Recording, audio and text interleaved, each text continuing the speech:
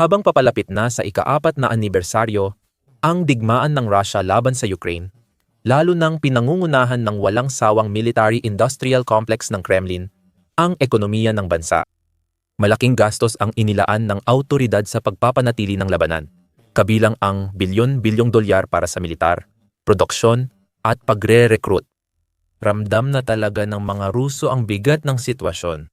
Kamakailan, lumabas sa Russia at Ukraine ang ulat ng pagbagsak ng aktibidad ng mamimili at pagtaas ng reklamo ng mga Ruso tungkol sa paglabag sa kanilang karapatan sa paggawa. Habang tumatagal, lalong tumitindi ang galit at hinanakit ng mga tao. Pinapatawan si Pangulong Vladimir Putin at mga kasabwat sa Kremlin ng matinding presyon hanggang 2,000 at 26 at lampas pa. Hindi na lihim na ang digmaang ito ay napakamahal para sa Russia sa maraming paraan. Nagbayad ito ng malaking halaga sa dugo, bakal, at rublo para masakop ang 20% ng Ukraine na nagdulot ng matinding pagdurusa. Batay sa Ministry of Defense ng United Kingdom, umabot sa 1.14 milyong kaswalti ang kabuuan, kabilang ang 353,000 noong 2025. Ipinapakita rin ng datos na ang bansa ay nakaranas ng labis na pagkalugi pagdating sa mga kagamitan. Ayon sa pinakabagong datos mula sa Open Source Intelligence Analysis Group na ORIX, tinatayang nasa 4,200 at 50 ang kabuuang bilang. 8,639 tangke, 704 na armored personnel carriers, 412 infantry mobility vehicles, 541 towed artillery, 900, 71 self-propelled artillery, 170 eroplano, 112 radar at daan-daang air defense systems, rocket launchers, helicopters at iba pang kagamitan. Kahit hindi isama ang gastos sa tao, tangke at kagamitan, nawalan ang Rusya ng napakalaking halaga ng pera sa digmaan laban sa Ukraine at hindi na kontrolado ang kanilang paggastos. Sa 2025 ayon mismo sa pagtataya ng kanilang sariling Ministry of Defense, ang kabuang gastusin ng Rusya sa militar para sa 2025 ay tinatayang nasa 20, mas mataas kaysa sa orihinal na plano. Ibinunyag ito ng Center for Countering Disinformation, ahensya sa ilalim ng National Security and Defense Council ng Ukraine na itinatag noong 2021 para tukuyin at labanan ang disinformasyon, propaganda, at mapanirang digital na kampanyang nagmamanipula sa opinyon ng publiko. Sa isang mahabang post sa Telegram, ipinaliwanag ng sentro, sabi ng Russian Defense Ministry, umabot sa 159 trilyong rubles ang gastos, 1,900 at 88 bilyon, halos 73% ng gross domestic product. Ito ay 24 na milyong rubles, mga 30 bilyon, na mas mataas sa dating budget. Sa karaniwan, gumagastos ang estado ng 200 at 13 bilyong rubles, mga 27 bilyon kada linggo para sa digmaan. Ang halagang ito, 27 bilyon kada linggo ayon sa post, ay maaring taunang budget ng malaking rehiyon sa Rusya. Ang perang ito ay sapat para sa isang rehiyon sa Rusya sa loob ng isang taon. Magagamit ito sa positibong paraan, tulad ng pagpapakain at pagbibigay tirahan sa mga Ruso, pagtiyak na may akses sa edukasyon ang mga bata ng bansa, pagpopondo sa pagpapaunlad ng pambansang infrastruktura, pagpapabuti ng serbisyong pangkalusugan at pampubliko, o pagsuporta at pagpapabuti ng buhay ng populasyon ng bansa sa dos-dosenang, kung hindi man daan-daang iba pang paraan. Ginagamit ito para pondohan ang digmaan na gusto nang tapusin ng maraming mamamayang Ruso. Isang digmaan na iilan na lang ang nakakaunawa at matagal nang naipit sa madilim. Tila walang katapusang pagkatigilan. Tandaan, hindi pa ito ang buong ginagastos ng Rusya kada linggo. Ayon sa center, ito ay gastos lang ng Russian Ministry of Defense. Dagdag pa, sagot ng mga rehiyon ang bayad sa kontraktual na manggagawa, kompensasyon sa pamilya ng nasawi, gamutan, prosthetics, at libing. Para sa maraming nasasakupan ng federasyon, nagiging hindi na kayang pasanin ang bigat ng gastusing ito. Sa madaling salita, bukod pa sa napakalaking halaga ng pera na napupunta sa mga bagay tulad ng pasahod sa mga tauhan, sweldo, paggawa ng mga bala, pagmamanupaktura, at iba pa, dapat ding sagutin ng mga rehiyon ng Rusya ang maraming nakatagong gastos ng digmaan. Gaya ng kompensasyon sa mga sundalong namatay sa Ukraine at bayad sa healthcare ng mga sugatang umuwi. Dahil mahigit 11 milyon na ang nasawi at nasugatan at patuloy pang nadaragdagan, halos imposibleng kalkulahin ang gastos. Gayunpaman, patuloy pa rin ang Russia sa kanilang digmaan. Patuloy pa rin itong naglalagak ng napakalaking halaga ng pera sa labanan na nagpapakita kung saan talaga nakatuon ang mga prioridad ni Putin. Kahit kulang sa budget at bumaba ang kita sa langis at gas, lalo pang tinaasan ng Kremlin ang gastos sa militar. Ipinapakita ng pulisiyang ito na mas mahalaga kay Putin ang digmaan at ambisyong imperial kaysa katatagang pang-ekonomiya ng Estado. Kahit sa digmaan, alam ng maraming bansa na hindi matalino, estratehiko o pangmatagalan ang ganitong paggasta. Gayunpaman, matigas ang ulo ng Rusya na paulit-ulit na inuulit ang parehong pagkakamali. Walang ipinapakitang senyales ng pag-a-adjust ng kanilang pamamaraan at tila hindi nahihiya sa kanilang pabaya at walang habas na paggasta. Aminado si Andrei Belyusov, Ministro ng Depensa, na ang gastos sa digmaan laban sa Ukraine ay aabot sa mahigit 51% ng gross domestic product ng Rusya or 11 trilyong rubles, 137 bilyon. Pagsapit ng 2025, mahigit 80% ng budget sa depensa. Inanunsyo ito ni Belyusov sa pagpupulong ng Ministry of Defense noong Disyembre 17. Isa ito sa bihirang pagkakataon na isang mataas na opisyal ng Rusya ang umamin kung gaano kamahal ang digmaan at kung gaano pa ito magiging magastos. Batay sa pagsusuri ng Stockholm International Peace Research Institute, tinatayang aabot sa 155 trilyong rubles ang gastos ng Rusya sa depensa sa 2025, mga 170 bilyon na katumbas ng humigit kumulang 7.2% ng gross domestic product. Tugma ang datos ng Ministro ng Depensa na nagpapakita ng malalim na paglahok ng ekonomiya ng Rusya sa digmaan. Ang inaasahang gastusin para sa darating na taon 2026 ay kasing taas din. Kahit nangako si Vladimir Putin na babawasan ang gastos sa militar, kabaligtaran ang ipinapakita ng pinakabagong draft ng budget ng Rusya para sa 2026. Ang inaasahang kabuuang gastusin para sa depensa at seguridad sa susunod na taon ay tinatayang aabot sa humigit kumulang 168 trilyong rubles o mga 38% ng lahat ng paggasta ng federal na pamahalaan. Mahalaga ring tandaan na, ayon sa Reuters, humigit kumulang 84% ng gastusin ng Rusya sa depensa ay classified o lihim. Ibig sabihin, maaaring hindi natin kailanman malaman ang tunay na gastos ng digmaan. May kapangyarihan din ang Kremlin na dagdagan ng pondo ng militar kahit kailan. Depende kay Putin at ang mismong katotohanan na napakalaking halaga ang inilaan para sa gastusin sa depensa ay malinaw na nagpapakita na hindi interesado ang Pangulong Ruso sa usapang kapayapaan o kasunduan ng tigil putukan. Todo na ang Russia sa digmaang ito, handang magtagal at gumastos ng kahit ano para makamit ang kanilang layunin. Nadadamay at napipilitang sumama ang mga mamamayang Ruso, gusto man nila o hindi. At ang mga gastos ng digmaan ay talagang nagsisimula ng maramdaman ng marami sa kanila. Habang naghahanda ang bansa para sa bagong taon, ang pinakamasayang okasyon sa kalendaryo ng Russia, ipinapakita ng datos na dumarami ang mga Ruso na nagtitipid at naghahanap ng paraan para makapag-ipon. Ang balitang ito ay direktang nagmula sa Foreign Intelligence Service ng Ukraine or Foreign Intelligence Service of Ukraine, isa sa mga pangunahing ahensya ng intelihensya ng bansa. Sa isang ulat noong Disyembre 21, ipinaliwanag ng mga opisyal ng Foreign Intelligence Service of Ukraine. Naghahanda na para sa pagdiriwang ng bagong taon sa Rusya. Sa gitna ng kapansin-pansing pagbaba ng aktibidad ng mga mamimili, may pangkalahatang trend patungo sa pagtitipid. Dumarami ang mga Ruso na umiiwas sa di kailangang pagbili at nililimitahan ang sarili sa kaunting produkto at serbisyo. Ang budget para sa mga pagdiriwang sa 2026 ay 14,000 rubles, kalahati ng planong gastos sa 2025. Hindi ito normal. Sa Russia, parang Pasko sa United States ang bagong taon. Panahon ito ng taon kung kailan lahat, anumang estado, ay nag-e-enjoy sa paborito nilang mga bagay. Namimili at nagpapalitan ng regalo, nagsasalo ng handaan ng pamilya, at ginagastos ang pera sa mga magagarang bagay tulad ng caviar, smoked salmon, at ibang delicacy. Ayon sa datos ng Foreign Intelligence Service of Ukraine, ngayong taon ay mas matipid at mahigpit ang pagdiriwang ng karamihan sa mga pamilyang Ruso. Maraming tao ang pakiramdam ay hindi nila kayang tustusan ang magarbong bagong taon na gusto sana nila. Ipinaliwanag pa ng ulat ang ilang pangunahing dahilan sa likod ng trend na ito.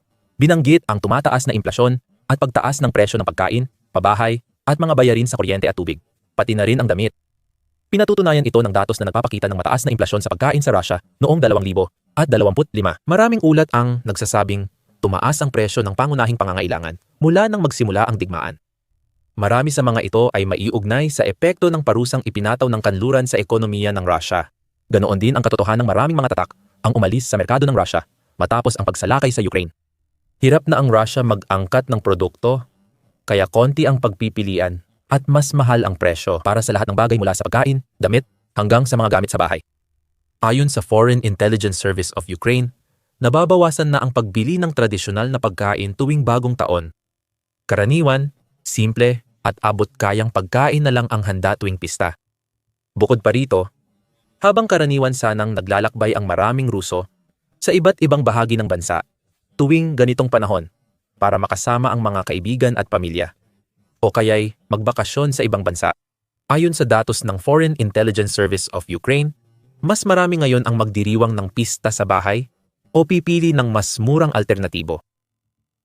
Lumalaki ang interes sa mas murang alternatibong libangan. Imbes mag-abroad, mas pinipili ng mga Ruso na magrenta ng bahay bakasyonan sa bansa at magsama-sama sa grupo para hati-hati ang gastos. Nahihirapan ang merkado ng mga serbisyong pang-holiday dahil sa mababang antas ng demand at ramdam ito ng mga organizer ng mga event at mga restaurant na nakakakita ng malinaw na pagbaba ng mga order at benta. Ayon sa Foreign Intelligence Service of Ukraine, nagpapakita ito ng labis na pag-iingat ng mga mamimili. Binanggit din sa ulat na ang bagong taon ay karaniwang emosyonal na panahon para sa mga Ruso sa pangkalahatan, kung saan tumataas ang mortality rate ng bansa ng average na 24 at umaabot sa pinakamataas tuwing bisperas ng bagong taon at mismong araw ng bagong taon. Noong Enero 1, tinatayang 2,000 katao ang namatay sa bansa dahil sa labis na pag-inom, sobrang pagkain, aksidente sa kalsada, at alitan sa tahanan. May ilan ding nagpapakamatay, lalo na yung pinipilit magdiwang ng holiday ng mag-isa, walang kasama o yakap ng kaibigan at pamilya. Ang pagdiriwang ngayong taon ay posibleng maging isa sa mga pinakamasama sa mga nakaraang taon para sa mga Ruso. Dahil marami ang nakakaramdam ng negatibong epekto ng digmaan sa kanilang personal na buhay. Sa katunayan, isang survey noong Setyembre ang nagpakita na hindi lang karamihan sa mga Ruso ang mas gusto ang usapang pangkapayapaan kaysa sa pagpapahaba ng labanan. Ngunit marami rin ang nakaranas ng kung anong uri ng pagkawala dahil sa digmaan. Kasama rito ang pagkawala ng mahal sa buhay na lumaban sa unahan. Maaaring mawalan ng pera dahil sa epekto ng digmaan sa ekonomiya o makaranas ng mental at emosyonal na pagkawala dulot ng stress, pagkasira ng pamilya, at iba pa.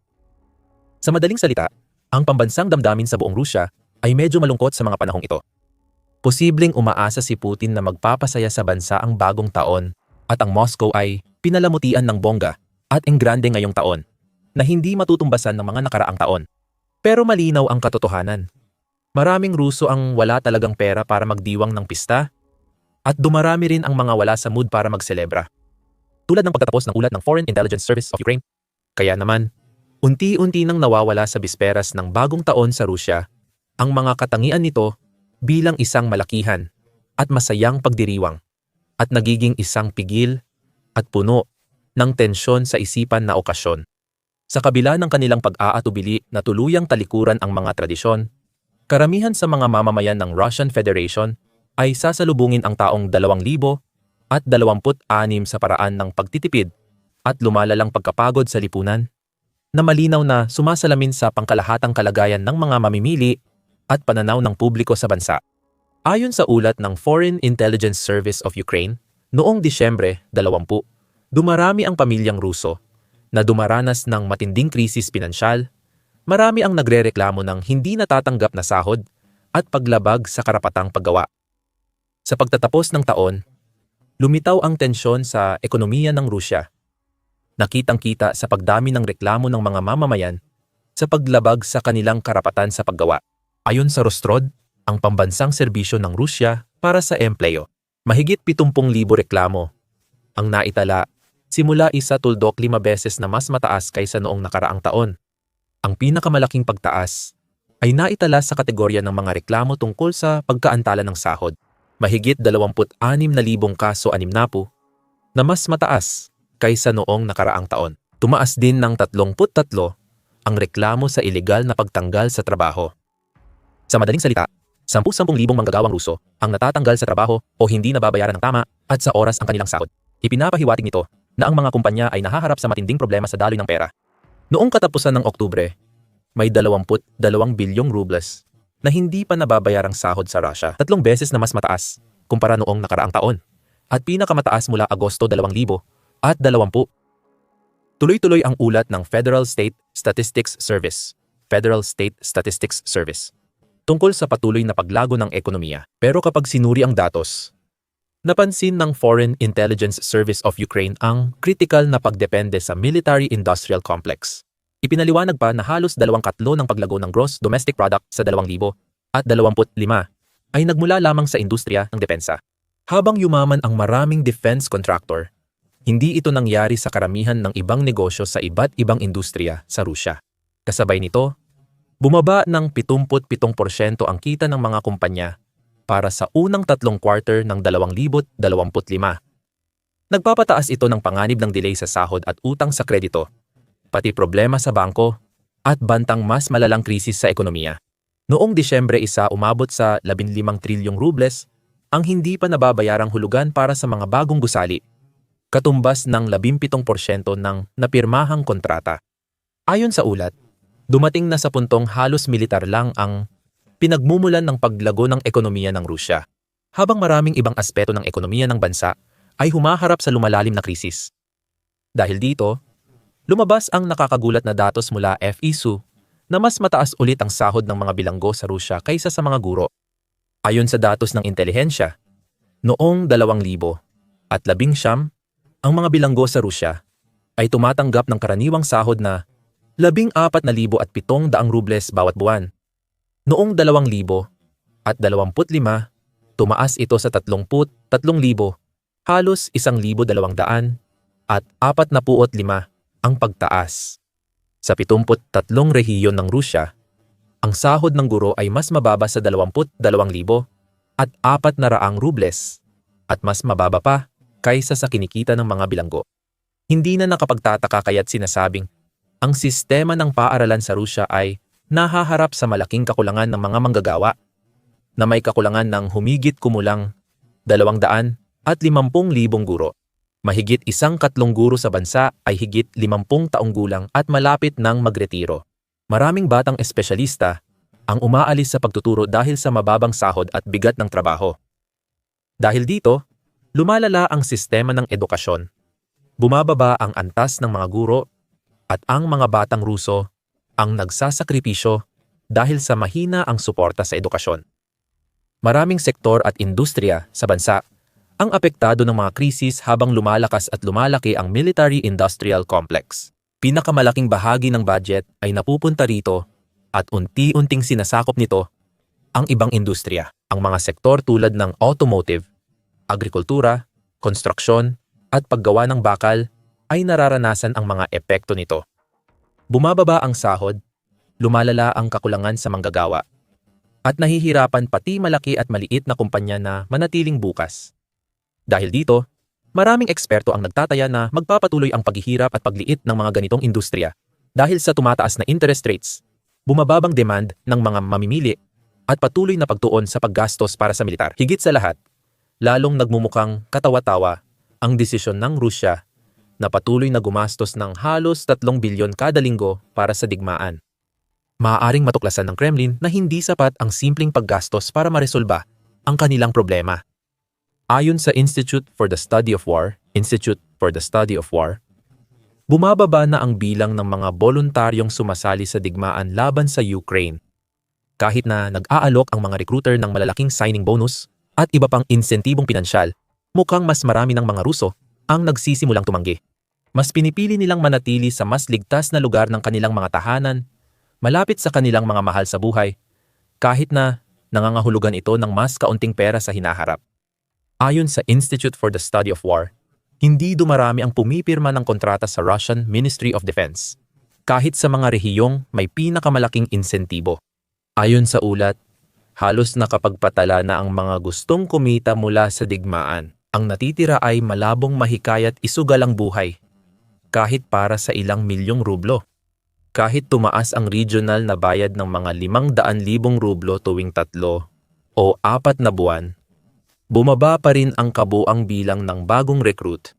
Nagpahayag ang institusyon na kung magpatuloy ang trend na ito, maaaring mapilitan si Putin na gumawa ng matinding hakbang.